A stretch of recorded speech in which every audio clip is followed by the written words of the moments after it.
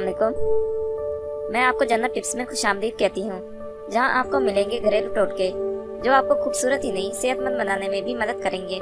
तो देर मत कीजिए, अभी हमारे चैनल को सब्सक्राइब कीजिए और रोजाना न्यू अपडेट्स हासिल कीजिए। शुक्रिया। इंशाल्लाह हमारी हर नई वीडियो आपके लिए बहुत मुफीद साबित होगी। अब बढ़े हुए पेट से परेशान होना छोड़िए। आज हम आपको बताएंगे पेट और कोलों की चर्बी को कम करने वाली करीम बनाने का तरीका। सूरजमुखी का तेल 5 से 6 चम्मच, बोरेक्स रैम 2 चम्मच, पानी 6 चम्मच, लेनोलेन 4 चम्मच, बेसन वैक्स 2 चम्मच, एमलेसिक फाइनिंग वैक्स 2 चम्मच, ग्लिसरीन 2 चम्मच।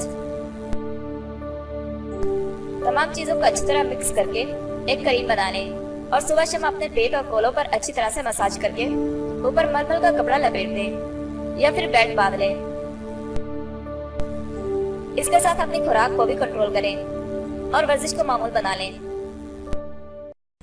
अगर आपको ये वीडियो अच्छी लगे तो हमारे चैनल को लाइक और शेयर जरूर करें और बेल के आइकॉन पर जरूर क्लिक करें ताकि हमारी हर नई आने वाली वीडियो आपको फौरी मिल सके।